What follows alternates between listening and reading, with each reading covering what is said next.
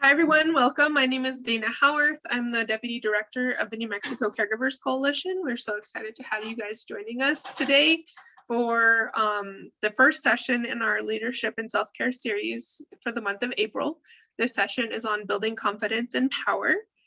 You're going to have two presenters. So during today's session, the first half is going to be presented by myself, and the second half will be presented by one of our partners, Valerie Sosi. You want to say hi, Valerie? Yeah, sorry. Hi guys, yat en khasla khay she Valerie Sosi da shneto tlashchen shlon khatnesani bashchin kudijine da shchedo khaba da shnale. And thank you for joining us today and coming to learn some confidence building and power. And everybody else, thank you.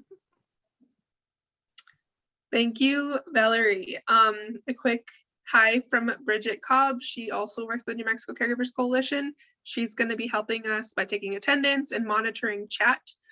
So, Bridget. Hello, everyone. Glad you could make it today on this windy day. I think it's going to be a great class. So I'll be watching the chat. If you have any questions, just put it in the chat and I'll do what I can to help you out. Enjoy. Thank you, Bridget. So today's class is extremely interactive. So we have lots of questions for you. We want you to be able to interact with us. Like I said, you can interact in the chat if you prefer to do that, or you're welcome to raise your hand and we'll call on you to unmute, whatever you feel most comfortable with. But this is a very interactive workshop. So we hope you'll be real chatty with us. That's what makes us, I think, this class the best, when you guys really kind of interact with the presenters. So we are going, does anyone have any questions before we get started?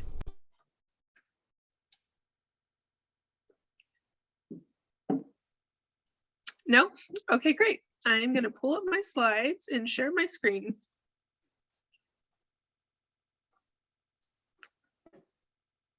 Okay. Trying to make them full screen, but they're not going.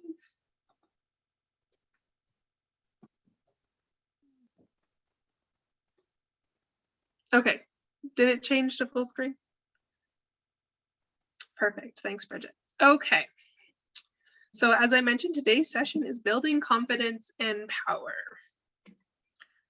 So the learning objectives for today's session are to define power and recognize the 6 spaces of power in real life, understand leadership competencies and how they apply in your lives, and understand leadership and learn skills to improve self-confidence.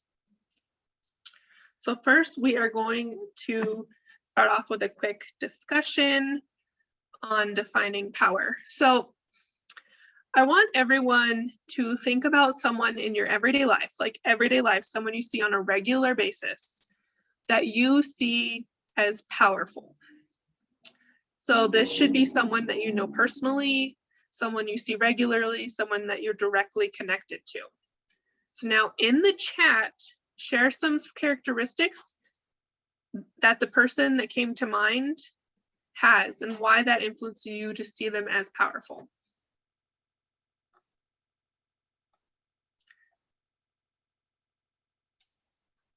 And if you're not sure if you're new to the class and you're not sure the chat button is, it's usually located at the bottom of your screen. It looks like a talk bubble icon.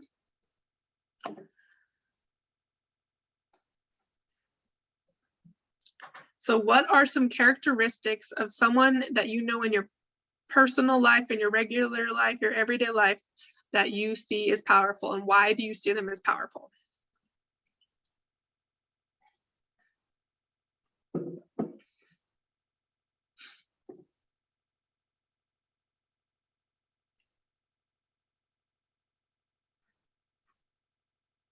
Give a few more seconds, let some folks put some answers in the chat.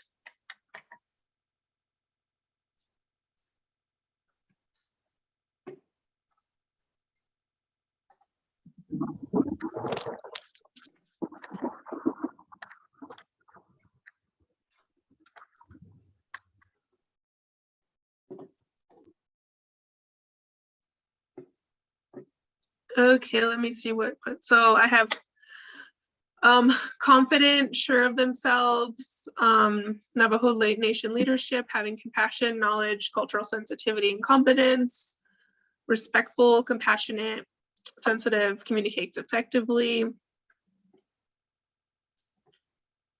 Some people have, yes, some people may have some characteristics, but not all. Being strong-willed, meaning nothing will stop her for anything. Strong mentally, well-spoken, thought out, relevant. Yeah, those are all really good characteristics and why you might think someone would be considered powerful. So my second question is, who are people in your community, in your local community? Some folks did say some people, some said their mother, their grandchildren. What are some other folks in your local communities that you see as powerful?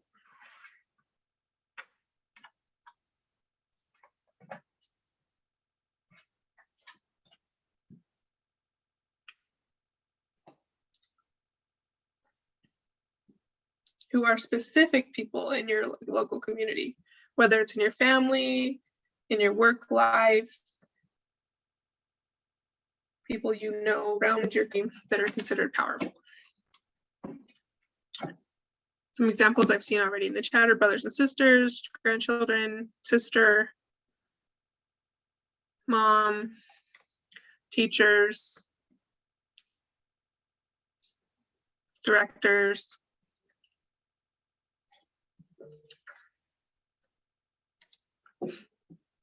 Daughter, governor, bosses, cultural groups, yeah. Husbands, bosses, community leaders, yeah.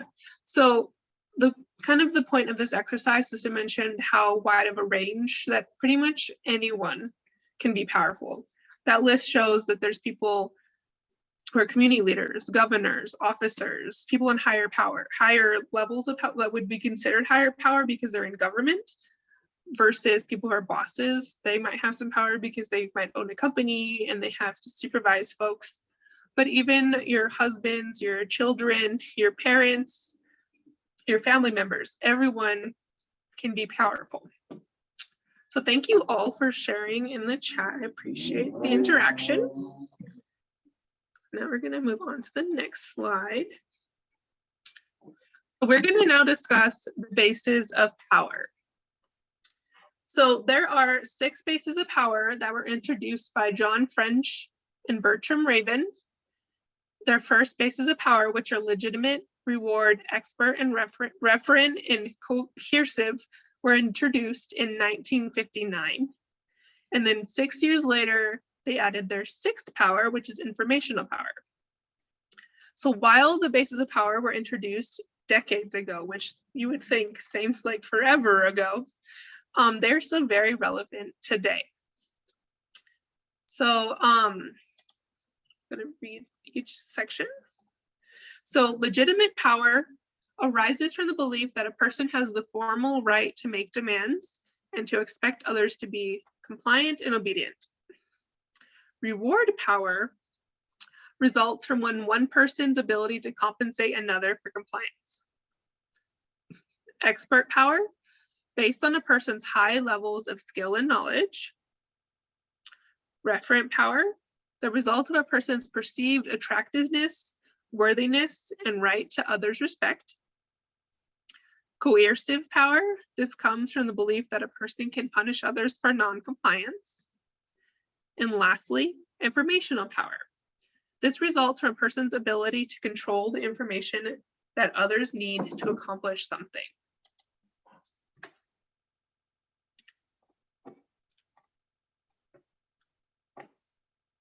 So now what we're going to do is we're going to do a quick little exercise to go over the bases of power. So here in front of you now, you should be able to see a picture. There are 4 separate scenarios on this slide. And we're going to try to think, I want everyone to either answer in the chat, or you're welcome to raise your hand for us to call you and unmute. You can answer out loud, whichever you prefer. We are going to talk about which scenario on each slide section picks, each scenario on the slide, which power does it represent? So on your top left, this first picture on the top left, which looks like a teacher teaching younger children, which base of power would this be? And if you need me to go back to the previous slide, I can do that. Looking at these 6 bases of power, which one do you think a teacher teaching young children would be considered? Which power? Oops. Of reward.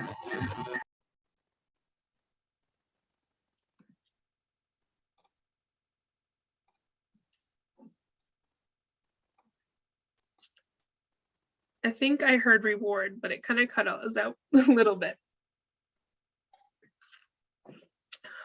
Yeah. Reward, I see informational in the chat, expert in the chat. And really, it probably could be a mixture of all of them. So informational, because a teacher is controlling what information that they might be providing to the children. But also expert, most teachers have to go through a lot of schooling, a lot of education themselves to become a teacher. So they might have high levels of skill and knowledge, become a teacher, and could also be reward, because teachers, at least in most countries, give out grades, which would be a compensation to a child who is learning. They would receive a reward for going to school, such as grades. Thank you for that one. So now we're going to move on to the next picture, which is the top right. The top right looks like a military man. What base of power do you think that would be?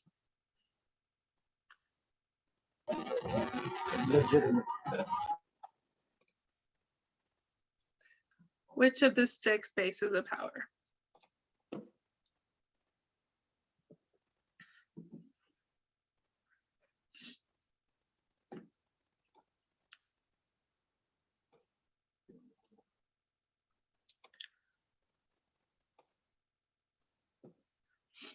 So I'm seeing coercive power and legitimate power. So yeah, coercive power comes from a person's belief that a person can punish others for non-compliance. The military man could potentially be coercive because he is holding a weapon, which could be viewed as potentially a threat towards punishing folks. A legitimate power rises from the belief that a person has the formal right to make demands and expects others to be compliant and obedient, which very well works. I think those both make sense for a military, for a person in the military. Okay, next, the bottom left-hand corner. This looks like a gentleman handing out money to a bunch of people outside of what I would assume is a limo. Which power would this one be?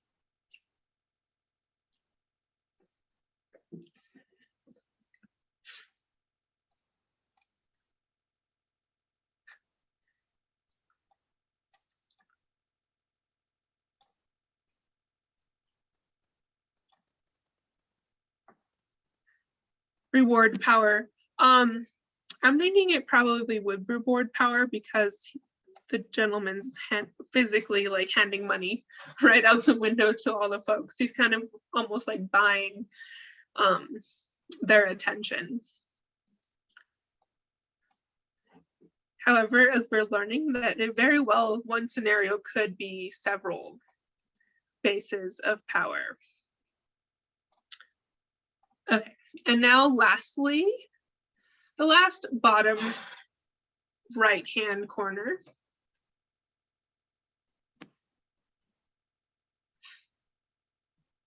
So what does the bottom right-hand corner look like? What power might that be? This looks like a bunch of people maybe marching together. They're all holding hands or might be following each other. What power might this one be? Someone is following a group and they're all marching together.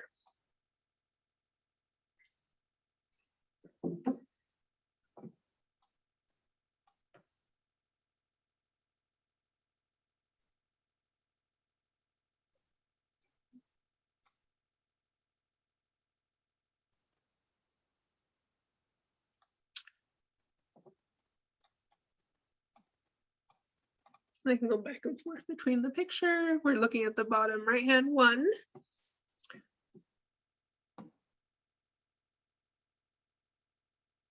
Informational, legitimate, oops, I'm going the wrong way. Informational, person's ability to control information, possibly. The person may be leading the march, who's controlling what they might be providing to the followers. Legitimate rises from the belief that person has formal right to make demands, potentially.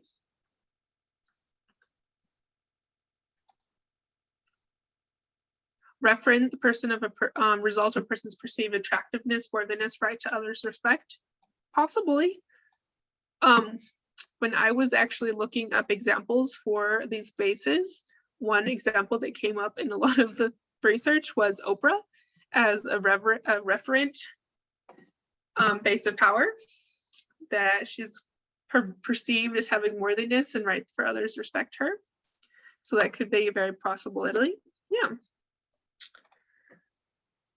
Well, thank you all for participating in that exercise. I'm gonna switch slides. Okay, so now we're gonna do a little bit of a discussion on the bases of power.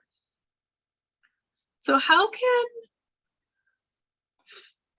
so we're gonna transition from learning about power in general to kind of learning about power into leadership competencies. So when we're discussing these questions, I want everyone to feel free to jump in the chat or unmute yourself or raise your hand and we can help you unmute, whatever you feel most comfortable. So how can power impact our interactions with others in our own lives? So thinking about your own life, your own personal life, connections between you and other folks, how can power impact your interaction with others? Carol said power, the wrong type of power can create barriers to care. Yeah, that's a good point. What else? How can power interact? How can power impact your interactions with others in your life?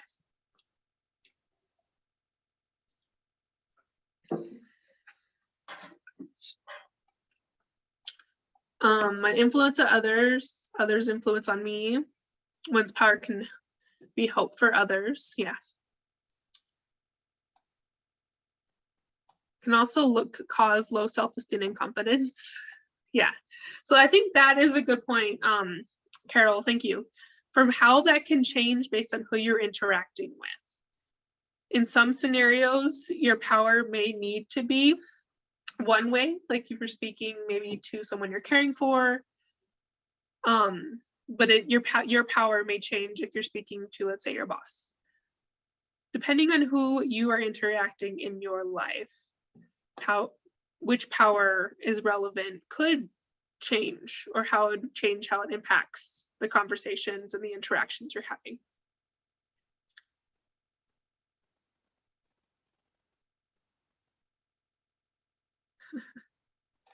Oh, I'm sorry. It says Cheryl. I'm sorry. Yeah, I was trying to go based on who I thought had talked earlier. So next question, would the impact of power differ in an interaction with the person you're caring for versus interaction with the boss? Which I said it does, but how do you think that changes and impacts your power?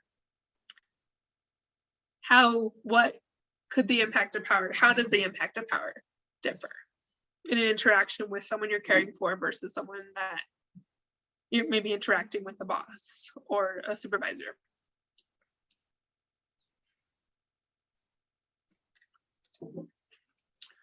Can help or destroy, someone said in the chat. Caring for a loved one is more intimate, definitely. Definitely, you probably don't necessarily want to use maybe a coercive necessarily power with someone you're caring for, maybe more of a reward power. Like if you can maybe take a shower, take a bath, we can go get dessert, finding something that kind of works, which power works best for the scenario that you're currently in and which one would work. Okay, we're going to do kind of a little switch now from bases of power to leadership competencies. So we originally were learning about power just in general, like how it works in different parts of our lives, maybe from with bosses, bases of power, how different folks have different bases of power in the scenarios versus like teachers, people with money, marching leaders, etc. But now I want to kind of connect it back to more of our lives, like individual lives. So I'm actually going to switch screens. This is what we're going to do this chart, but we are going to switch it so I can actually type in answers as you answer them out loud. If you answer in the chat or say them out loud, but I want to make sure we're going through each one together. Okay, can everyone see the leadership competency worksheet? Perfect. Okay, so the first leadership competency is master yourself. So applying that in your life would be reflecting on yourself and being aware of your impact on others, managing your emotions effectively, using your strengths, and work on your shortcomings. So what are some examples of this in your life and where you can try to master yourself?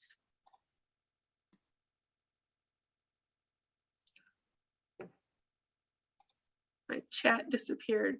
Hold on.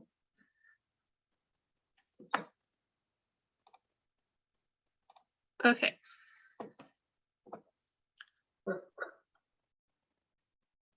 Does someone want to say something out loud?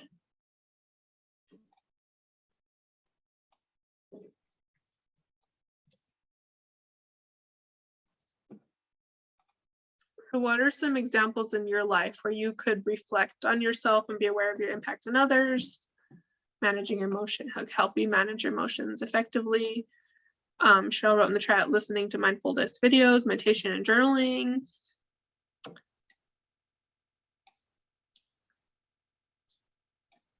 Calming yourself and doing different acts to keep calm. Yeah.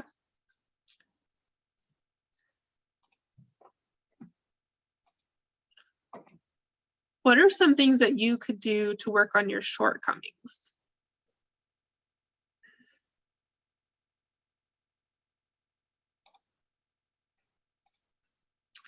Practice, yep.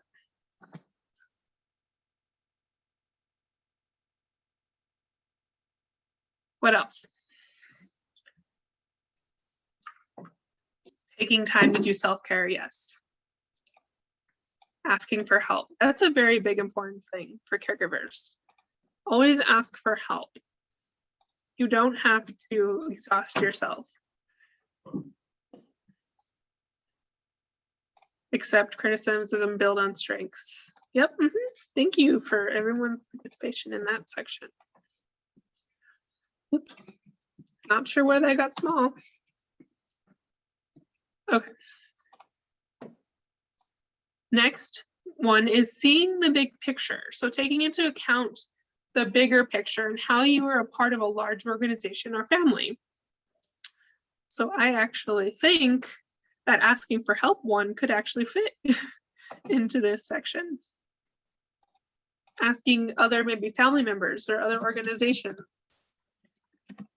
You are a part of a larger, bigger picture. It's not just you maybe caring for your loved one or caring for maybe a client if you work, finding ways to kind of ask for help, interacting with your community. What are some other ones? Asking others that are close to you, yep, such as family and friends. Taking these types of caregiver trainings like this one. Yep, there you go. Yeah.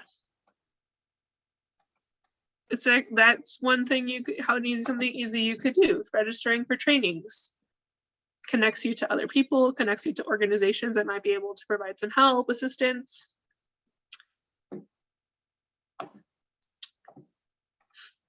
What? Okay, the next one is create a shared vision. Working with others to envision a better future. What are some examples in your life that you could do to work with others to envision a better future?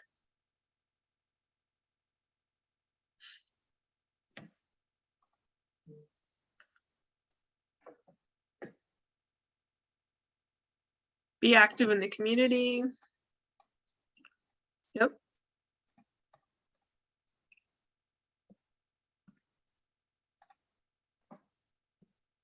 I mean, even the picture showed marching with others. Being involved, leading by example, that's a good one.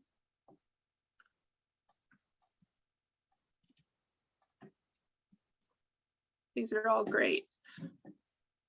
If you have a job, you can help others around you. These are all great examples. Okay, the next competent leadership competency is clarify purpose and priorities. So knowing your own values and what is most important to you. So what is something that you can do or you currently do that helps you know your own values and helps you understand what is most important to you? And also, like, how do you clarify your purpose and priorities now? What are things that you're doing to help you figure out your priorities?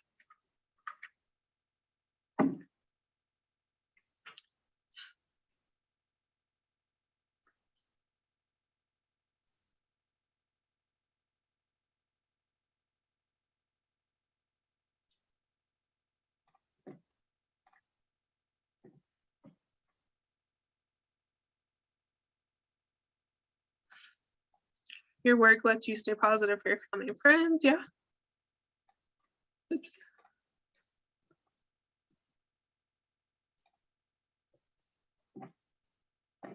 What else?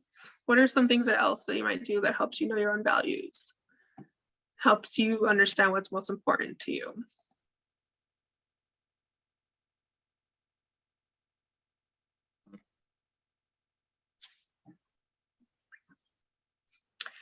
Taking small vacations to balance out life and stress. Yes. I think that is a good thing.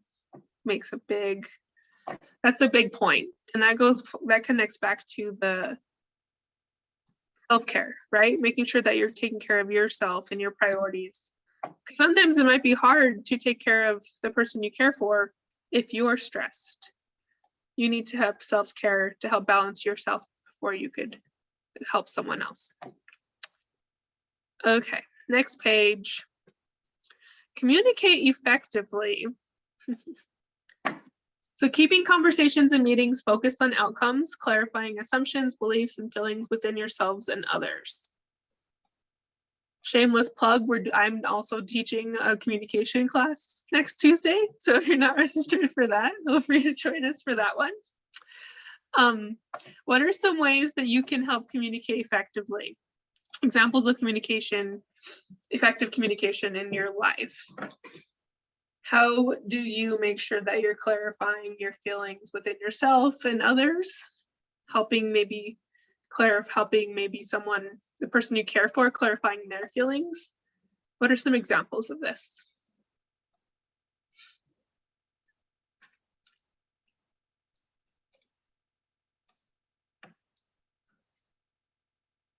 What do you do in your life to try to help yourself communicate effectively?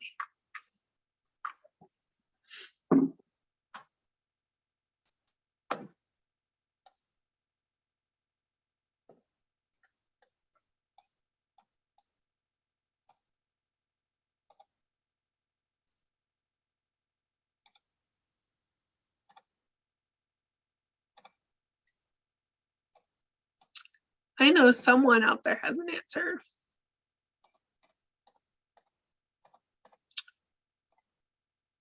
Create and respect boundaries. Yeah. I think boundaries are a big thing for caregivers. Yep. A lot of times caregivers want to do everything for their loved ones or for the person they're caring for. But sometimes you do need to create boundaries and respect those boundaries to help care for yourself.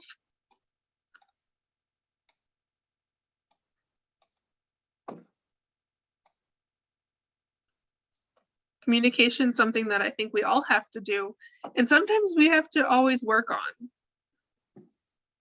Because sometimes I think we let our emotions get into our communication. We maybe don't end up actually communicating effectively as we'd like. I'm going to move on to the next one, which is motivate committed teams. Create clarity, trust, and recognition necessary to lead a high performance that can be sustained over time.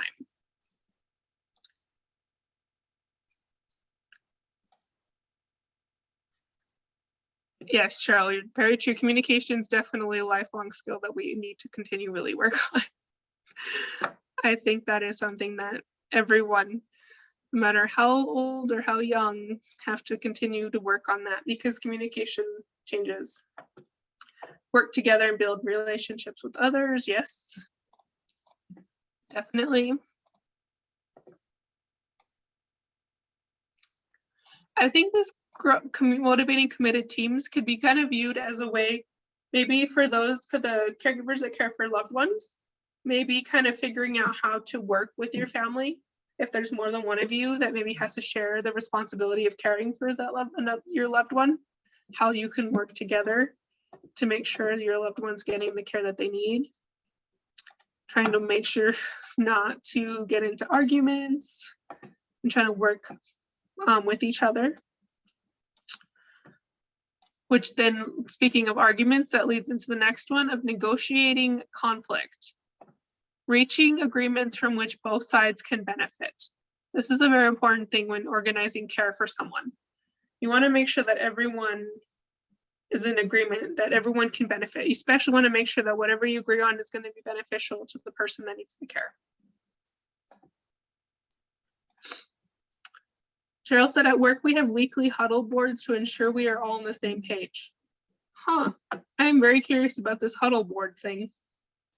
But I think it's helpful to make sure anyone on a team, whether your team is maybe your work team, your office, everyone that works in your office, everyone that works at your organization, your company, or whether your team is your family and your loved ones that are helping you care for someone. Whatever your team is, it's definitely important to make sure that everyone is on the same page, especially when there's someone who's being cared for.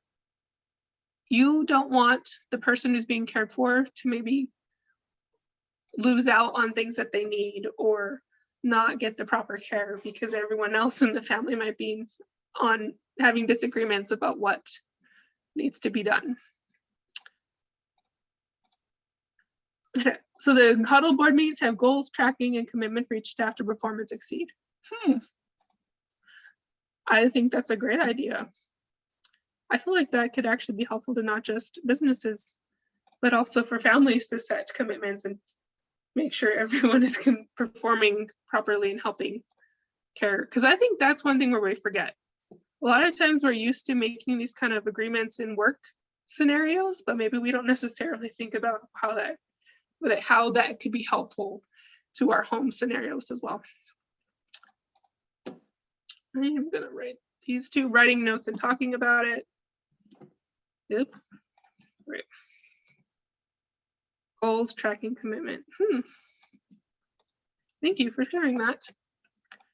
Okay, and the last leadership competency is leading change.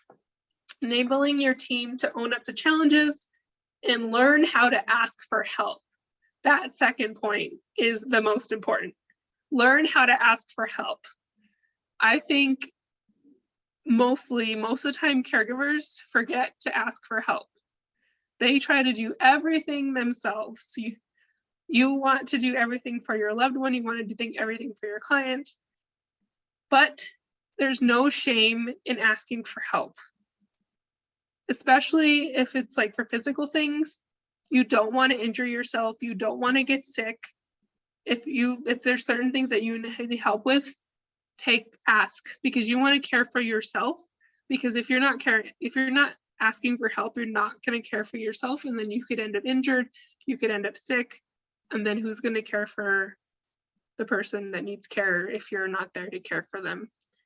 And you could have just prevented some of that by just asking for help. So I'm going to keep emphasizing that second point. Learn how to ask for help. It is okay to ask for help. Now, what are some ways that you can ask for help in your life?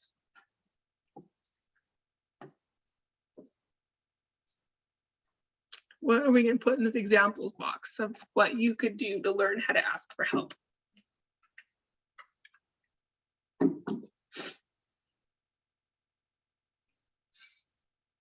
Social media, yeah, that's a possibility. Social media is actually kind of a very weird space. It could be very helpful for some folks. It could be maybe not so helpful for others. However, it's a good place to maybe find other resources, maybe following other organizations like such as ours, or following like the Alzheimer's Association or other maybe nonprofits that could potentially provide you with some resources. Taking classes such as this one, yes.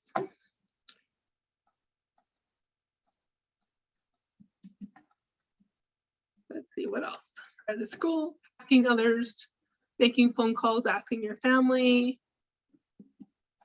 Yep. Cheryl said, my adult children give me a 2-week respite and we'll all share the caregiver duties. Oh, that's so great. Seeking programs that might help. Asking siblings to help on the older parent. Yeah, these are all things that you could do to ask for help. I don't know why it keeps making this thing smaller. One thing I always like to share that I actually learned in another program I was taking was a lot of times people ask you, how can I help? But you don't necessarily know an answer. So what you could do is just keep a list or cards or whatever you need. There are maybe things that when they happen, you realize, oh, I probably could have used help for this. So in the future, if someone does ask you, what can I do to help? You have a list that you can pull up and say, oh yeah, I need this. Like, for example, I'm going to stop sharing. For example, if someone says, how can I help? And one day you realized it could have been so helpful if someone had gone to the grocery store for you instead of you having to leave and to go get the groceries, you could potentially ask them to do that, or potentially ask them to come sit with mom or dad for an hour so you could run somewhere.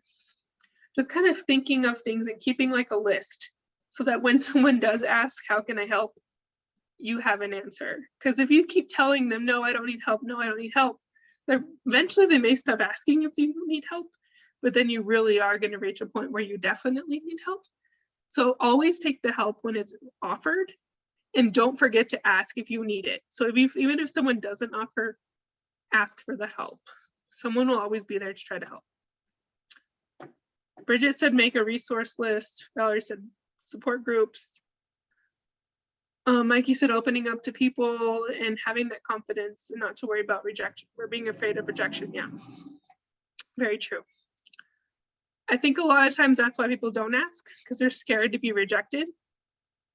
But don't be scared about being rejected, because you never know. You could just be holding yourself back from getting the help that you actually need if you were just because you were too scared to ask for it. Okay.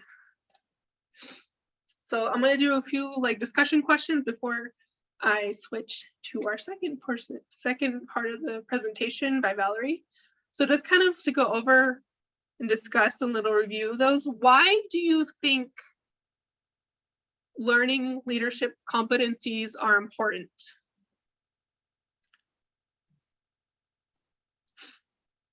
Why do you think those things are important to your lives as caregivers?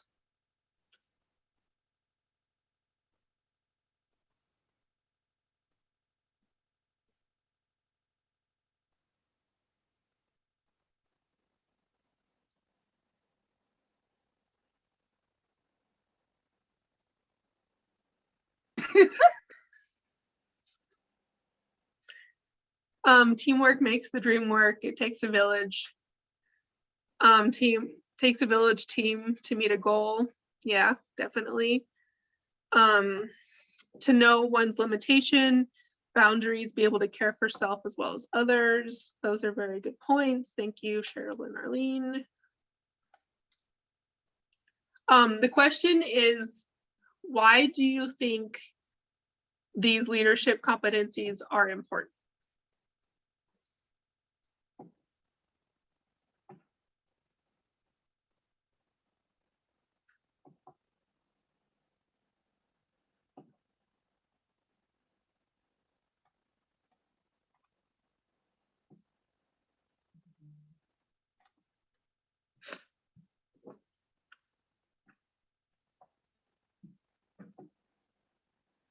You are a leader of your person and yourself.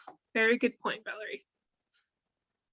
You have, especially if you're caring for someone who's maybe limited in their abilities, you have to be their leader too. You have to be their advocate. So you have to advocate for yourself and for them. Leadership companies are beneficial for the client and the worker. Helps us show confidence in leadership in the future to come. Very true. Information would be key into knowing other solutions, definitely. And yes, I'm gonna, Valerie's point on caregivers are leaders. Yes. I feel like we emphasize that a lot. And we want everyone to know that all of you are leaders. Caregivers are leaders. Valerie said you have to be a leader for yourself, be a leader for the person that you're caring for, be a leader in your community, make sure your loved one gets the help and assistance that they need. To have a better understanding between you and the person you are caring for, yeah. Definitely. I think all of these leadership competencies and the basis of power impact your relationships with the person you care for, impact the relationships between you and your family members, between you and your communities, etc. These can be used in all points in any aspect of your life. So I want to make sure that we hope that this exercise helped everyone here today realize that anyone and everyone has the ability to be a leader in their lives. You just have to kind of work towards those skills and become the leader for yourself. Okay, so now I'm going to pass on the second half of this training to Valerie. She's going to transition to discussing about self-confidence, why it's important, and how to improve your self-confidence. So Valerie, take it away and I will pull your slides up. Well, you can actually leave the slides down for right now. Okay. If you guys are able, if you're driving, you can't do this. But if you're not and you're sitting there, if you could turn on your camera, that would be awesome. We're going to be, and if you can't, that's okay too, but it's a lot more fun because, again, we want to be interactive with what we're doing, and we're going to be talking about self-confidence. So what is self-confidence? You know, and we're just learning about leadership and all of these skills that you've gotten, and you said I like how Dana said somebody personal to you. I actually have that same question, but it was more like on a bigger scale. So it was nice that she brought it closer to yourself. So what is confidence? A feeling of trust in one's ability, qualities, and judgment. You have to have self-confidence for yourself. Now, do you think you guys are born with self-confidence or not? By show of hands or in the chat, you can say yes or no. If it's a yes, you can put your thumbs up. If it's a no, do that one with the scared face.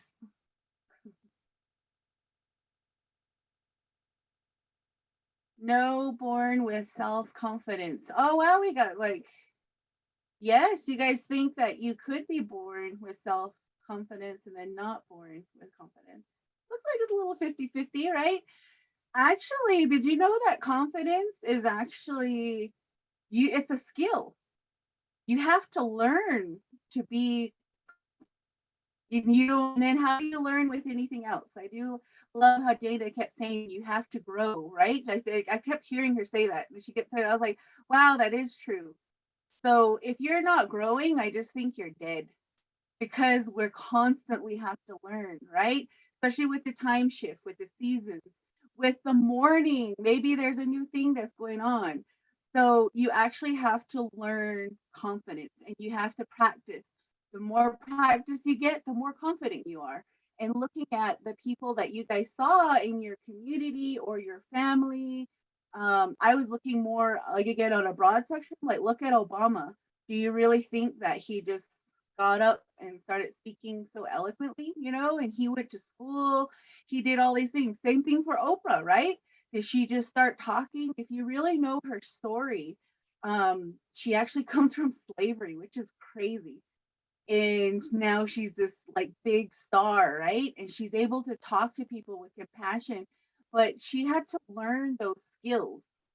Um, Again, why do you need it? For the greater self confidence. Greater self confidence allows you to experience freedom from self doubt. How many times has somebody complimented you guys and say that, thank you so much for helping me? Even your person saying that, or I know I get this a lot. I say, thank you for what you guys do. Oh no, already shutting it down. That self-doubt and negativity. That's you can't do that. Accept the compliment. I love that we have guys in here because usually guys don't have a problem with that. It's more women. I notice that women we more do that. I don't know why, but it's like, whoa, we gotta stop that, right? Bruce got it. Like you gotta just take it, take that compliment because that's what brings up your again your self-esteem. Like if somebody says, "Dang, you look good today. Nice shirt. Did you get a haircut?" Doesn't that give you, that should give you like, wow, hey, I look good, like that's nice. So that's like part of it. You're accepting that compliment from somebody. Experience more fearlessness and less anxiety.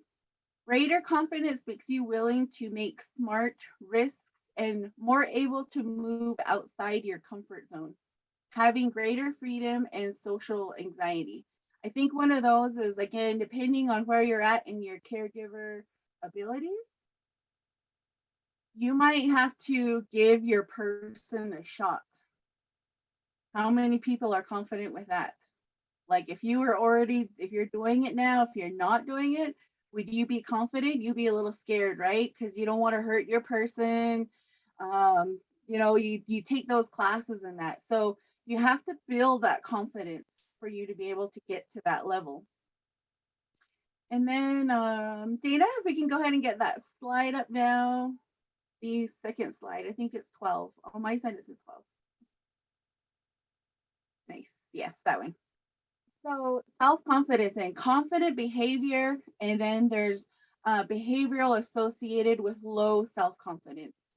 So these are just some examples of how you can find out if you do observe those confident behaviors and not. So the first one is doing what you believe to be right, even if you have others mock or criticize, for you. This gets a lot because of the family, right? And I get it all the time where it's like you can even have a family of 10 people and you are the person that's taking care of mom or whoever that person is. And then you might have a sibling, a relative come in and they're like, don't do it like that, and you're like, hold up, I've been taking care of, my loved one now for a year and this is how I do it. You have that confidence, right? Because you know your person. So if you have a low self confidence, you're governing your behavior based on what other people think, then you're just going to say, oh, okay, well, yeah, go ahead. I don't think you're having that. So notice that that's part of your self confident behavior. Being willing to take risk and go the extra mile to achieve better things. This one can be a deterrent too, because like as Dana was saying in her presentation, where she said that caregivers want to do everything. I do it right. I know how to do it. So that can be kind of like that double-edged sword right there. You have to be careful about it. And then there's also staying in your comfort zone, fearing of failure and avoiding risks. So this could be again like what if it came to that next level where you might have to start giving your person shots. You know, you have to get to that point to be able to get out of your comfort zone and then practice and then keep practicing and then you get really good at it. Admitting your mistakes and learning from them. I honestly haven't met a lot of caregivers who do that. I feel like you're very humble, which is good. Those are really good traits to have because you want to be good at what you do, right? And you don't want to be hurting your person, whoever it is. So working hard to cover up mistakes and hoping that you can fix a problem before anyone notice. I feel like it's kind of more like a kid behavior, right? Like if you spill milk in the kitchen and you're trying to hide it from mom before she gets there. So what do? You don't even grab like a towel or something. You grab the whole paper towel and you just put the whole paper out towel on the on top of the milk, right? Instead of taking like one or two sheets. But I actually find that it's caregivers aren't too much like that. There's a few of them, but that's actually a good trait that you have. And then waiting for others to congratulate you on your accomplishments. This is where again, a bad behavior of that would be extolling your own virtues as often as possible to as many people as possible. I actually do not see that in like 99.9% of caregivers. Like again, like, wow, you know, I just gave like grandma the shot and then it was great. And you're all telling the neighborhood and all your friends and you're putting on social media. Like, it's like you're very hopeful and that's good. And, but the thing is accepting that compliment. If somebody says like, wow, you did a really good job. Oh no, I do that all the time. You know, that's the bad part of it. So keeping again those healthy traits. Accepting compliments. Oh, and we just went over that last one. So just again, accepting compliments and taking that in. So with the, we can go ahead and lose the slides and we're going to go back on. So I hope you guys have your video on, or if you're sitting in your chair or you're standing. I wanted to see, I've been noticing the same people that were there and I'm looking at how you guys are sitting and how that could be seen as confidence, self-confidence. So if I'm sitting here like this and I'm talking to you guys and I'm like, yeah, man, the self-confidence is so great and Jada's great and our class is great and I had so fun seeing you guys on what, Monday? What would you think if I'm like this and I'm just talking to you the whole time? Is this absorbing self-confidence or like just weird? Any idea? Nope. Cheryl says nope. I'm not sure on which one.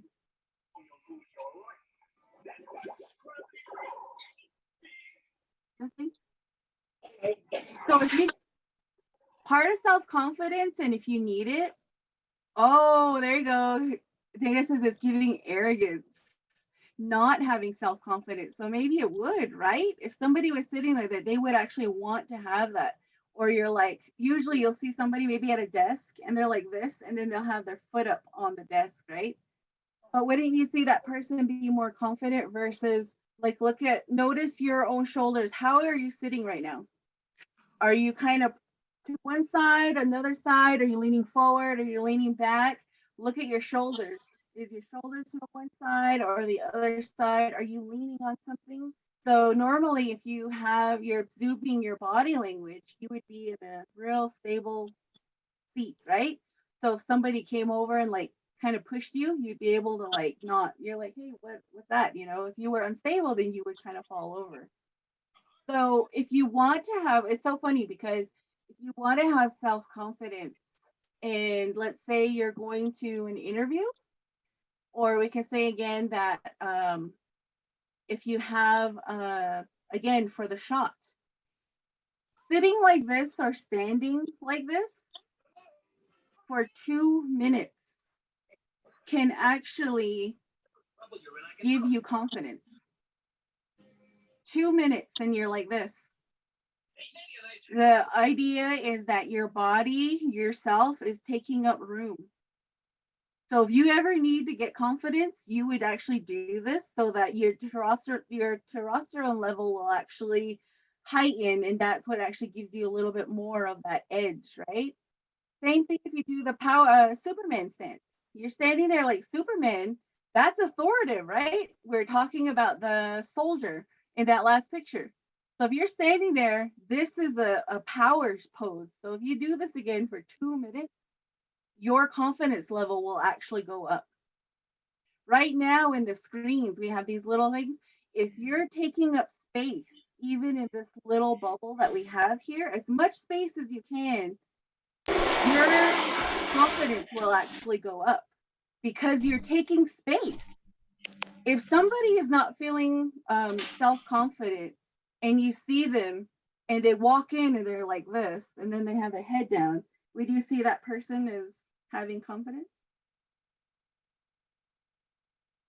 No, especially with their head down, right? They're not making eye contact. So a lot of that, like if you're like you're taking up that space, right? Like what if you had your arms folded?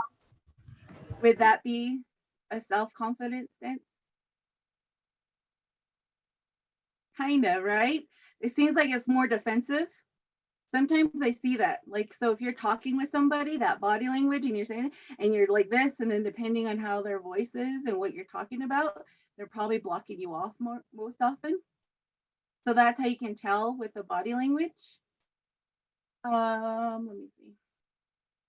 We can bring up that slide just so that it can show you. It's a little bit harder with the zoom and the little space that we have. So right here is what I'm talking about. So on that left top, you see how he's taking up space? He's taking up a lot of space right there. The second one, we said that to put the feet on top of the desk. He's kind of doing that, but see how their body is different? She's doing the Superman stance and then sitting there, have her arm up. That last one there is a little bit weird. I don't know if I've ever seen anybody stand like that, but the whole point is that she's taking that space and she's not, I guess like she's trying to show more, again, like authoritative as well too. And then on the bottom is the low power body language. So if somebody is wrapped up, that first guy, you could tell he's not, like he's uncomfortable. Maybe, you don't know what's going on. Look, his legs are crossed, his arms are crossed. So he's like, leave me alone. Even worse, sitting, crossing the arms and then the ankles. And so these are the part, like you can actually trick your brain by doing these type of power stance. We'll go to the next slide. So one thing I'll go ahead and teach you right now is actually Navajo philosophy. If you're Navajo or not, doesn't matter.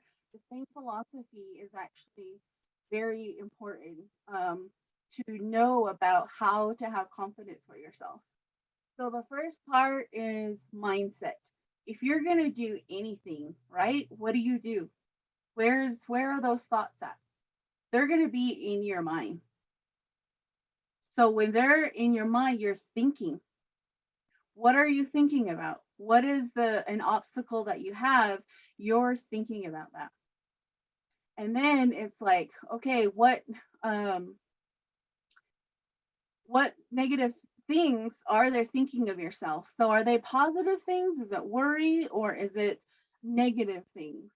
So you can actually trick your brain. And I don't know if you guys ever heard this, but it's whether you think you can or whether you think you can't, you are right. So if you're saying to yourself, I can't do that, or I'm not that person, it's true. But if you even say, oh, I can do that, I got this, I'm going to go, I can get that, you're right. You can actually, you know what I mean? Like you can get that power thought into your mind. So focus and believing, that's part of the mind. So your mind, you have to start thinking healthy, especially if you want to overcome, right? And you have to have that self-confidence when you overcome. So having that positive thought, everything is in your head. So what do you do after that? Okay, you start talking about it. Who are you talking to? Is it to yourself? Is it to friends? Is it to family? Is it to somebody outside? And you're talking about what you were thinking about. Now you're verbalizing. And what are you saying to yourself again? Is it positive? Is it negative? what is your outcome in this? Why are you even talking about it? Why, because you want to resolve, right? So you have to make sure that you have that positive in it. I can do it.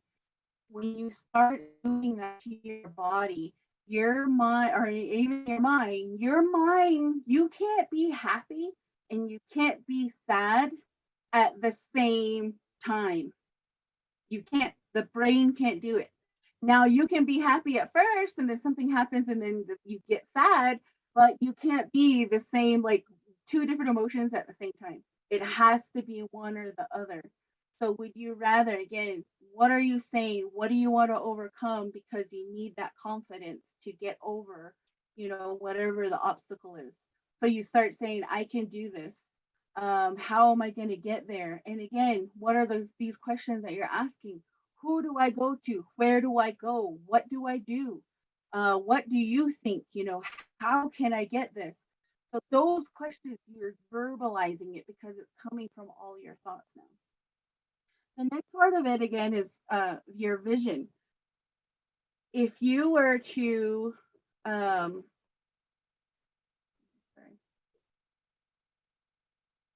focus, so when you're focusing again, you can actually envision yourself, and the brain doesn't understand, like it actually can't distinguish it. And this is a Harvard study that the brain can't distinct itself from you visualizing something and it actually happening.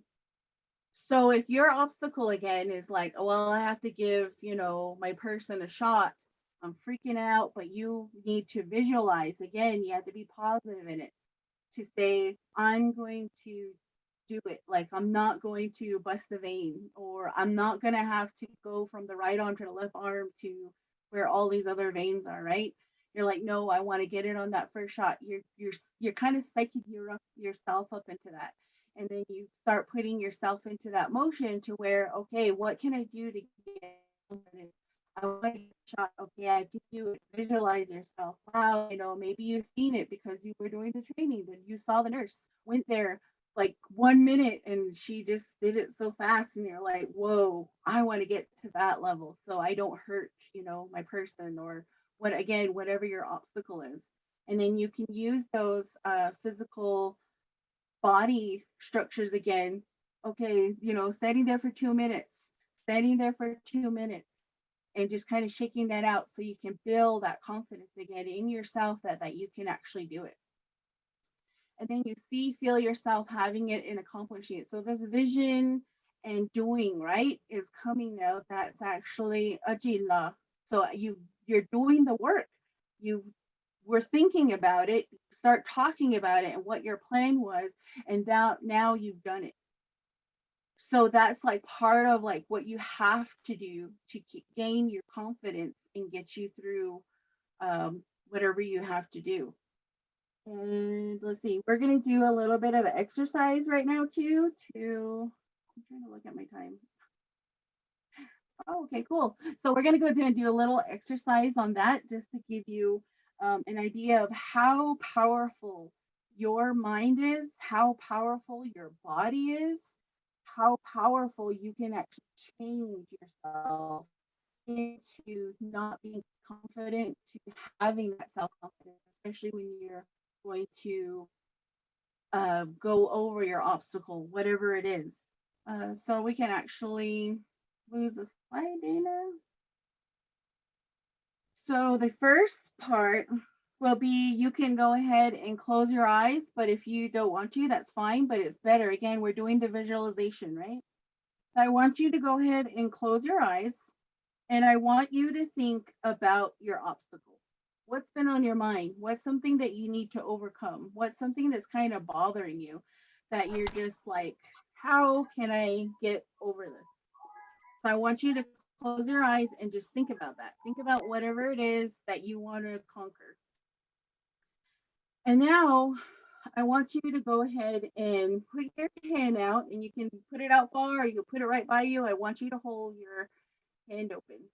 So this is part of it too that actually helps you, is that you can't be If you're not grateful, if you are grateful, you can't be mad.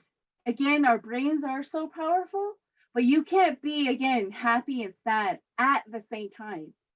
Same thing with that. You can't have gratitude and you can't um, be angry at the same time.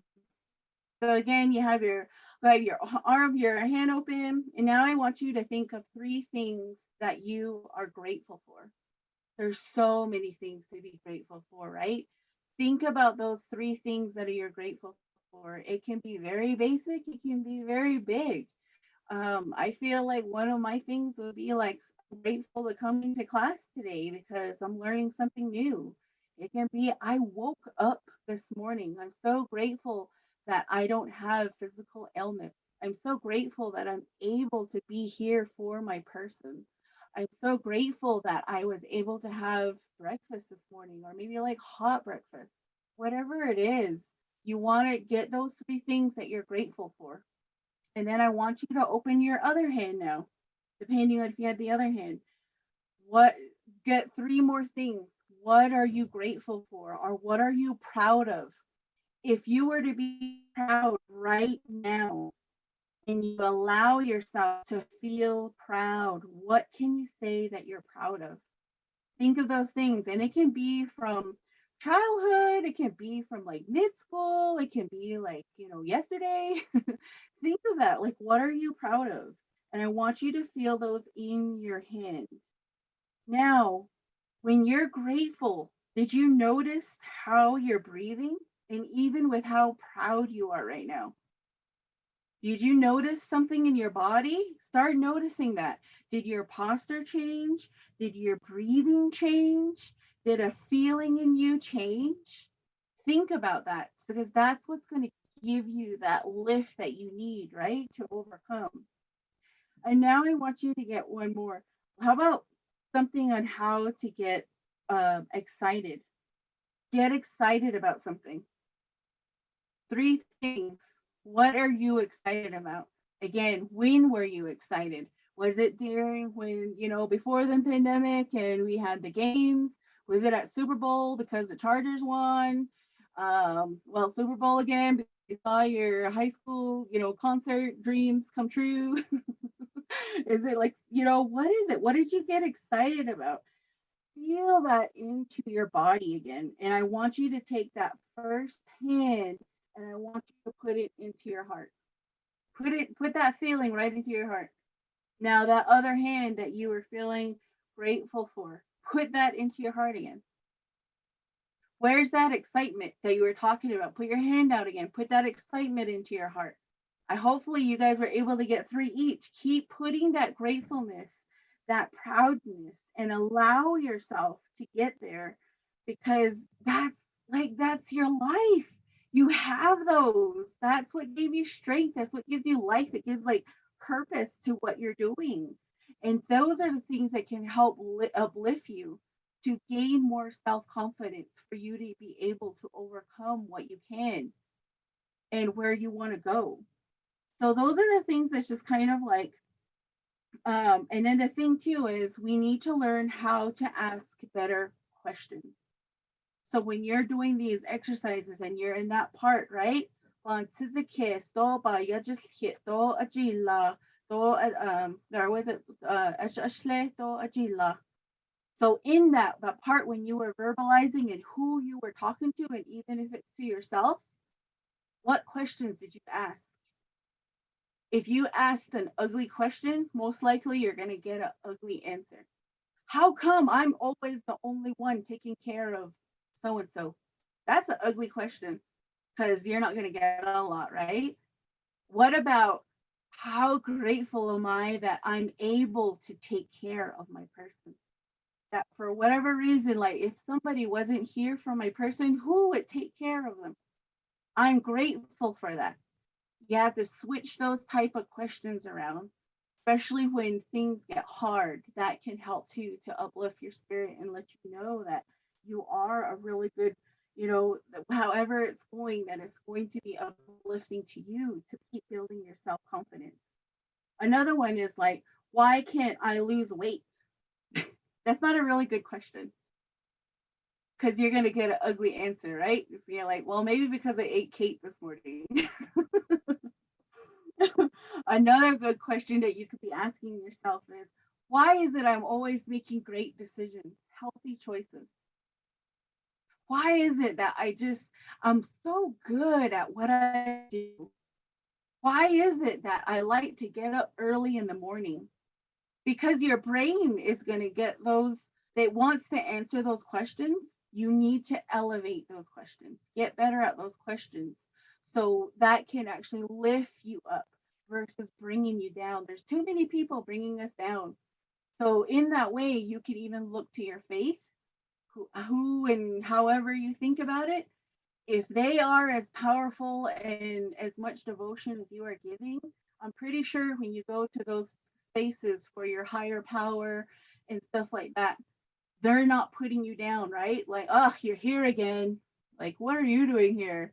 You know, usually in spaces of light, in those spaces, it's like, wow, I'm so glad that you're here. I'm so happy that, you know, you dedicated this time, however much time it is.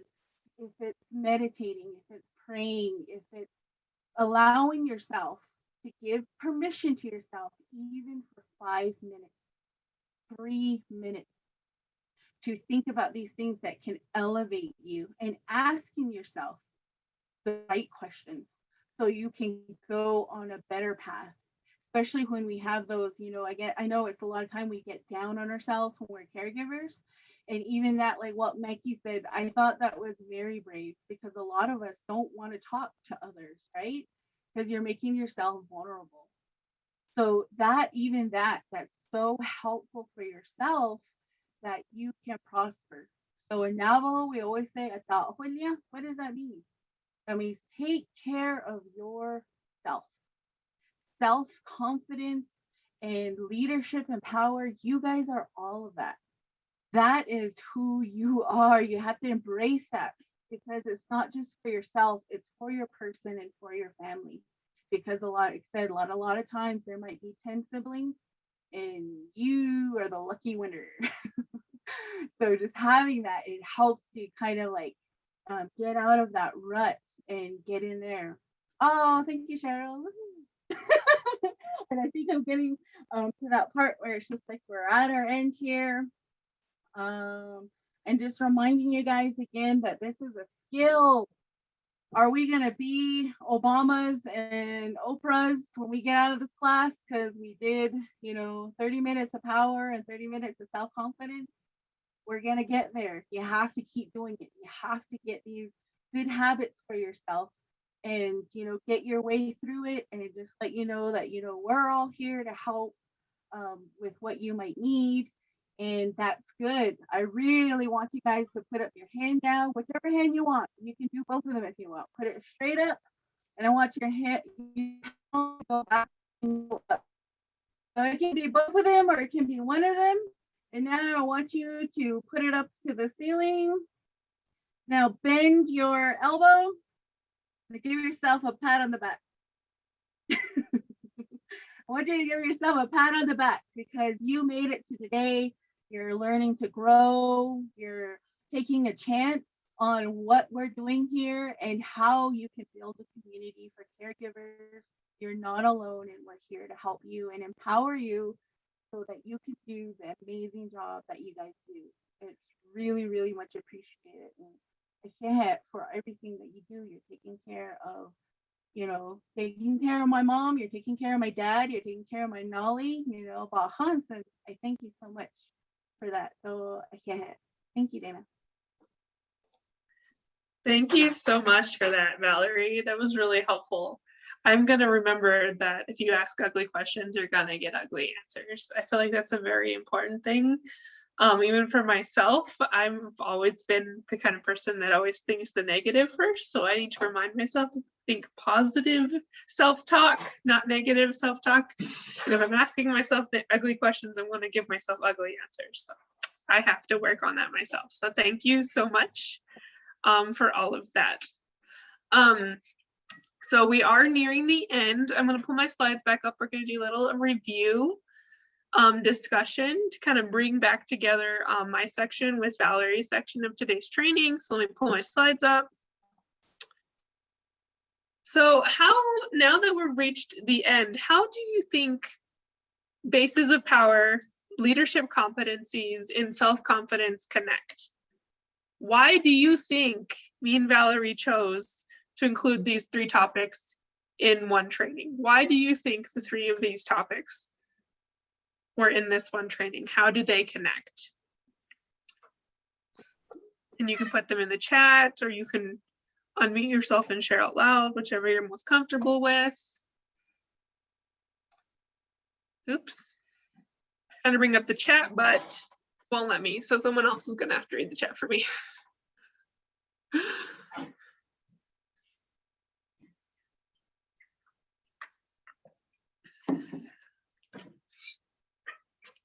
Now that we've gone through the 3 topics, why do you think we put the 3 in one training? How are they connected?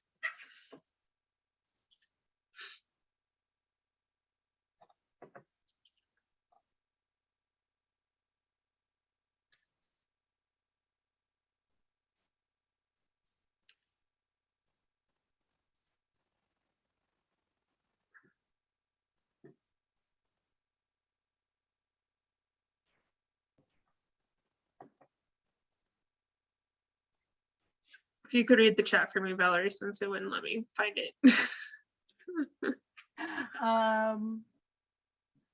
Everybody just was saying, well, Mikey, I think, is just showing, he just said Daro James. The last name is James. Mhm. I don't think Mikey was. I asked that. Yeah, nothing's in the Okay. chat so far. Let's see.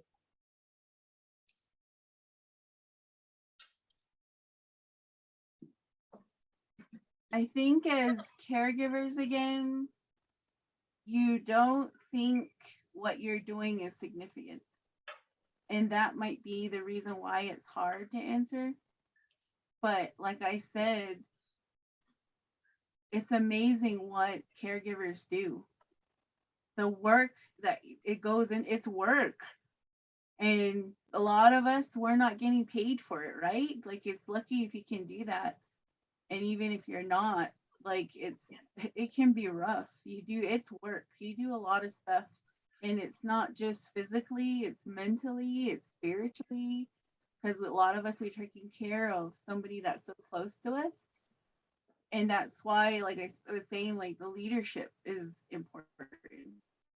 Because you are leaders, and a lot of caregivers don't see themselves as that. It's like, yeah, you are, because a lot of times you're taking care of a leader in the family. Like, that's like, again, a lot of taxing work depending on what you have to do and how you have to navigate that too, right? There's a certain way you talk to grandma, and there's a certain way you don't. That's like right there, you got to know that.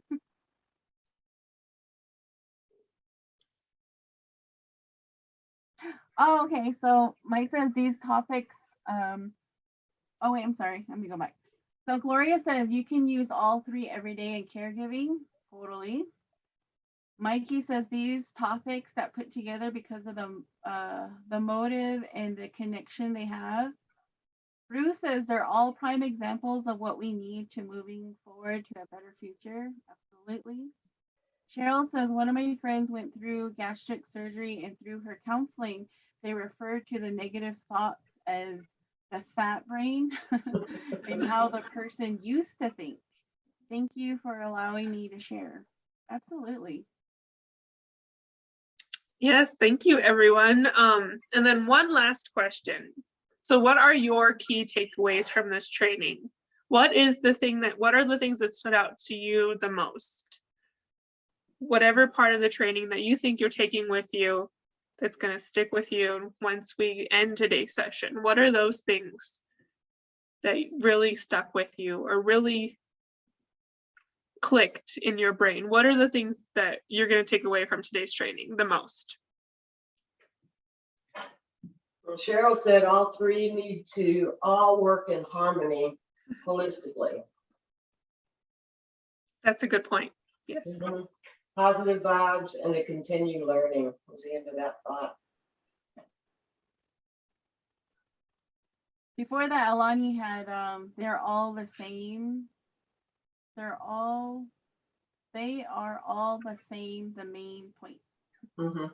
Trying to read it correctly.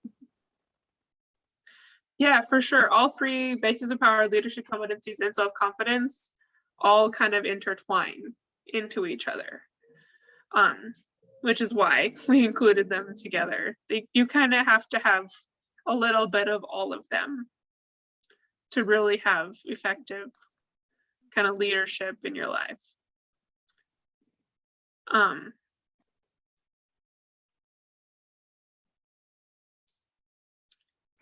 Mikey wants a vacation. Yeah. I think we all want vacation. But yeah, that's a good point to bring up. While we're talking about power, leadership, and self-confidence, we can also use those three things to make sure that we stand up for ourselves and know that we need self-care, and that we stand up and say we need help, because we have to take care of our own selves first before we can, to ensure that the person we care for is getting the care that they need, because they can't get care if you yourself as an individual is not doing well. So stand up for yourself, use that leadership skills, lose that self-confidence to ask for help and say, I need help because I need a break. And get yourself some help so that you can take that needed vacation. Okay, I'm gonna stop sharing. Thank you all for joining us. We are so thankful that you all joined us today and joined us in our first session in this April's Leadership and Self-Care series. So for those of you that are going to be taking the entire series, you can either take 1, 2, all 4, whatever is your choice. But since it is a series, all the certificates will not be going out until the end of the month. It's just easier for us to kind of do all certificates in a batch. So for all trainings you take this month in April, all the certificates will be going out end of April, early May for this month's training. We hope to see you all joining us back in next session. Next week's session is on effective communication. I'm going to be the presenter for that one. Thank you all for joining us. If anyone has any last minute questions, feel free to put them in the chat. Or if anything pops up afterwards, if you have questions after, feel free to either email me or Valerie. We always try to do our best to make sure everyone gets any information that they need. I will be emailing out the slides for this presentation tomorrow, so you will get a copy of our slides. Thank you all, and I hope you have a great Tuesday. Don't blow away. Don't blow away. Yes, it's super windy outside, so everyone be safe. It's a little scary. Oh, Bye. nice, Cheryl. I hope you can make all the classes. Bye, everyone. Thank you.